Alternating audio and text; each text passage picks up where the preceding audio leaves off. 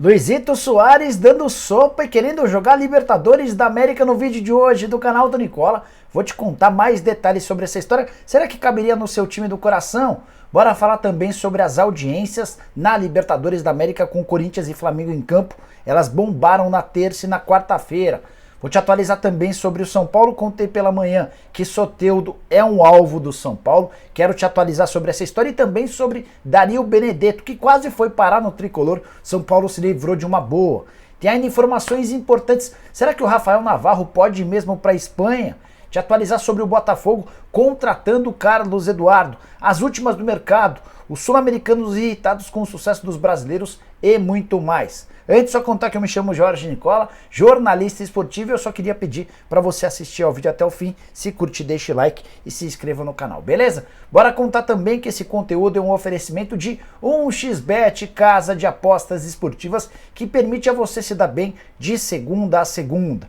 Na noite dessa quinta-feira, às 9h30, tem duas partidas importantes, na Sul-Americana e uma na Libertadores, todas com o brasileiro. Você não vai ficar fora dessa oportunidade, certo? Se não conseguir apostar ainda nessa quinta, a partir de sábado já tem o início da rodada do Campeonato Brasileiro. Sexta-feira é dia de Série B. Enfim, entra agora mesmo no site da 1xBet. O link está no comentário fixo. Já faz seu cadastro por lá e começa a apostar. Só não esquece de usar o cupom Nicola para ter direito a 100% de bônus no valor do seu depósito. Combinado? Bora começar o vídeo com o tradicional giro de notícias e a primeira informação é justamente sobre Soteldo. Pela manhã contei para vocês que o São Paulo tem interesse na contratação do meia atacante venezuelano. A grana que o São Paulo espera arrecadar com a venda do Rigoni e também do Gabriel Sara vai servir para que o São Paulo se aproxime do Tigres. A ideia inicial do tricolor era de contratar o venezuelano por empréstimo. Se o Tigres exigir a compensação em definitivo, o São Paulo vai tentar contratar o Soteldo de forma parcelada. Bora contar também que o Fluminense confirmou e já anunciou nessa quinta-feira a chegada de Marrone, atacante que vem do Midland, da Dinamarca, empréstimo de uma temporada. O Flu vai pagar uma pequena compensação financeira para poder utilizar o jogador. Por falar em apresentações, Everton Cebolinha foi apresentado como reforço do Flamengo nessa quinta-feira. Cebolinha, que chega contratado por 13 milhões e meio de euros e se demonstrou ou declarou estar com muita vontade de estrear pelo rubro-negro. Já o Corinthians oficializou a saída de João Vitor, zagueiro de 23 anos de idade. Eu tenho contado essa para vocês há bastante tempo. Cifras da negociação: 8 milhões de euros ou quase 44 milhões de reais apenas pela parte do Timão, que detinha 55% dos direitos econômicos. Para fechar o giro de notícias que deixa você super bem informado todo santo dia, Andréas Pereira esteve nessa quinta no CT do Fulham, passando por exames médicos. Ele vai assinar contrato com o clube inglês que acaba de voltar para a primeira divisão do futebol nacional. Negócio de 13 milhões de euros, desejar sorte ao ex-jogador do Flamengo. Para arrematar, Deportivo Táchira, responsável pela eliminação do Santos, nunca havia feito nem sequer um ponto em território brasileiro. Eram 14 confrontos contra times brasileiros por aqui. Nesses 14 jogos, nenhuma vitória, nenhum empate e 14 derrotas. 6 gols marcados e 51 gols sofridos, pois o Táchira, com esse desempenho horroroso, empatou com o Santos na Vila Belmiro e venceu o Peixe nos pênaltis, garantindo vaga nas quartas de final da Sula, eliminando o Santos e causando uma enorme confusão. Quero já começar as notícias para valer justamente com o Santos e o dia seguinte da eliminação. Fabian Bustos, seus 3 auxiliares foram mandados embora. Com eles também saiu o Edu Dracena, que era o gerente de futebol. O Edu seria demitido, mas resolveu se antecipar e entregou seu cargo ao presidente do Peixe, o Andrés Rueda. A partir de agora, o Santos está no mercado em busca de um executivo de futebol e também de um treinador. A ideia era fechar primeiro com o executivo para depois contratar esse novo técnico. O nome de treinador que agrada aos membros do comitê de gestão é de Odair Hellmann, que recentemente voltou da Arábia Saudita. Santos, que não tem mais Sul-Americana para disputar, praticamente eliminado da Copa do Brasil depois de perder por 4-0 para o Corinthians e vive uma fase oscilante no Campeonato Brasileiro. No domingo, contra o Atlético Goianiense, quem comanda o Santos será Marcelo Fernandes de forma interina, e a grande novidade é a presença de Giovani, ídolo do torcedor santista, como auxiliar técnico do interino Marcelo Fernandes. Bora falar agora sobre Libertadores da América e o domínio dos brasileiros. A gente já tem 7 das 8 vagas das quartas de final definidas. Presença de 5 brasileiros, Corinthians, Palmeiras, Flamengo, Atlético Mineiro e Atlético Paranaense. A sexta vaga pode ser também de um brasileiro, desde que o Fortaleza passe pelo Estudiantes na noite dessa quinta-feira, jogo na Argentina. Na partida de ida houve empate. Se der Estudiantes, serão 5 brasileiros e 3 argentinos. O Talleres e o Vélez são os representantes argentinos já confirmados na próxima fase. O que tem causado, esse domínio brasileiro tem causado irritação em vários países da América do Sul. Hoje, um dos debates na ESPN da Colômbia era sobre o erro cometido pela Conmebol, na visão dos colombianos, quando abriu-se a possibilidade de 7, 8 até 9 brasileiros por edição. Eles entendem que diante da capacidade financeira que os clubes brasileiros têm, você cria uma hegemonia nunca antes vista na Libertadores da América. Se você for pensar, tem sido de fato assim.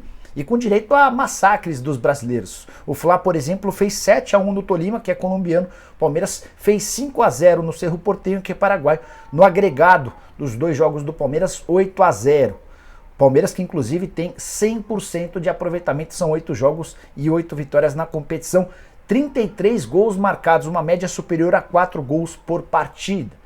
E ao que tudo indica, mesmo levando em consideração que o Estudiantes passe, não acho que o Estudiantes, nem o Talleres, muito menos o Vélez, serão capazes de impedir mais uma conquista brasileira, com cheirinho até de final brasileira. Como é que você vê a Libertadores da América desse ano? Quais serão os seus finalistas? Use o espaço para comentários para deixar a opinião, beleza? Bora falar sobre as audiências. Na terça e na quarta-feira, na terça-feira com Corinthians e Boca Juniors, na quarta-feira com Flamengo e Tolima, as emissoras de TV no Brasil estão deitando e rolando. Na terça-feira, o SBT conseguiu a maior audiência da Libertadores nessa edição, inclusive ficou à frente da Globo durante toda a partida. Média de 20 pontos de audiência para Corinthians e Boca Juniors na Bomboneira. A Globo ficou com 18,1 pontos e a Record apareceu em terceiro com apenas 4,3 pontos. Legal contar que o SBT ficou com 22% a mais de audiência do que sua concorrente a Globo, que sempre lidera esse horário de terça-feira. Na quarta-feira foi a vez da ESPN transmitir a partida do Flamengo. Arrebentou. Na audiência da TV fechada foram 12,9 pontos de pico de audiência. Esse é um feito histórico, poucas vezes visto nas emissoras de TV fechada. Executivos da ESPN e do grupo Disney extremamente contentes com a marca alcançada, mesmo num jogo pouquíssimo equilibrado em que o Flamengo fez 7-1 no seu grande rival. Quem deve estar muito contente com toda essa história de Libertadores e brasileiros é o Silvio Santos, o dono da USBT. Tudo porque o Silvio vai ter a oportunidade de transmitir nas quartas de final Flamengo e Corinthians, Corinthians e Flamengo. Os 2 jogos terão exclusividade do SBT em TV aberta. E são os 2 times com maior torcida do país, certamente com a garantia de muita mais audiência do que propriamente das oitavas de final. Bora falar agora a respeito do Flamengo, que decidiu vender o William Arão. O anúncio oficial vai ficar para depois da partida contra o Atlético Mineiro, jogo da Copa do Brasil marcado para a próxima semana. O Fla se aproximou daquilo que queria em relação às tratativas com o Fenerbahçe. A pedida do Flamengo girava na casa dos 5 milhões de dólares. Fenerbahçe havia feito uma primeira proposta de 3 milhões de dólares, melhorou essas cifras e o Flamengo já decidiu que vai vender o Arão e utilizar toda essa grana para contratar um outro reforço. Tudo indica que esse reforço será o Wallace, embora o Flamengo também admita conversas com o Wendel. O Wallace pertence ao Udinese, o Wendel pertence ao Zenit. É algo como, olha, vou vender o William Arão, que não é um atleta que faz parte dos meus planos, já mais veterano, vou contratar um mais jovem com mais potencial, usando toda essa grana. Cerca de 70% do investimento para o Wallace viria justamente da venda de William Arão. Marcos Braz deu uma entrevista coletiva nessa quinta-feira depois da apresentação de Everton Ribeiro e falou sobre uma série de coisas, e entre elas assegurou que não existem tratativas no momento com o Montiel. Não sei até que ponto dá para acreditar nessa declaração, mas outras coisas importantes. Primeiro, ele falou a respeito da janela de transferências que o Flamengo ainda pode fazer, abre aspas. O que eu posso falar para a torcida é que o Flamengo vai fazer uma grande janela que ainda nem começou. Ou seja, além de Cebolinha e de Arthur Vidal, o torcedor rubro-negro deve esperar por vários outros reforços. O Braz também admitiu que um clube brasileiro fez uma proposta de 20 milhões de euros pelo Pedro, além da cessão de mais 1 ou 2 jogadores. Ele não falou, mas todo mundo sabe que é o Palmeiras esse clube. Para completar, Marcos Braz pediu paciência ao torcedor e assegurou que Arturo Vidal está muito empolgado com a chance de jogar no Flamengo. Ficou extremamente contente com o carinho do torcedor rubro-negro que lotou o Maracanã. Foram mais de 60 mil pessoas na vitória por 7-1 contra o Tolima. Bora falar agora sobre Luizito Soares, centroavante uruguaio que está em busca de emprego.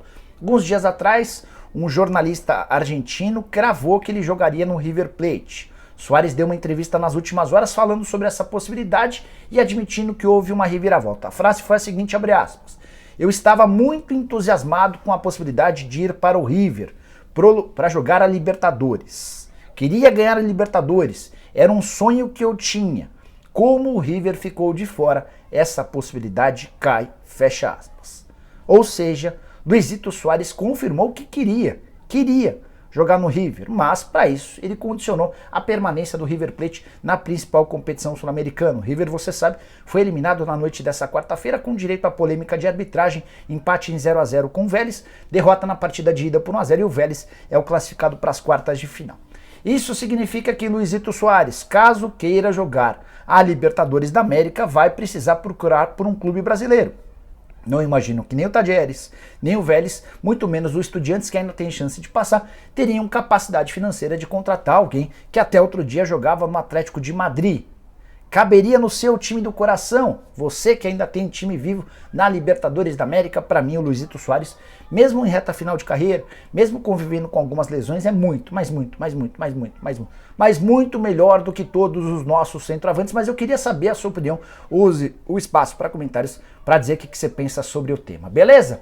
Bora falar agora sobre Rafael Navarro, atacante em baixa no Palmeiras. Ele já chegou a ser artilheiro da Libertadores no início, se aproveitou de alguns confrontos mais fáceis na fase de grupos para meter um monte de gol. O torcedor do Palmeiras se animou, mas a realidade veio. Tem recebido oportunidades, não tem conseguido marcar gols e está demonstrando claramente falta de confiança. De acordo com o jornalista Sandro Barbosa, que é declarado torcedor do Palmeiras, o Almeria da Espanha teria oferecido 3,5 milhões de euros ou quase 19 milhões de reais para comprar o Rafael Navarro.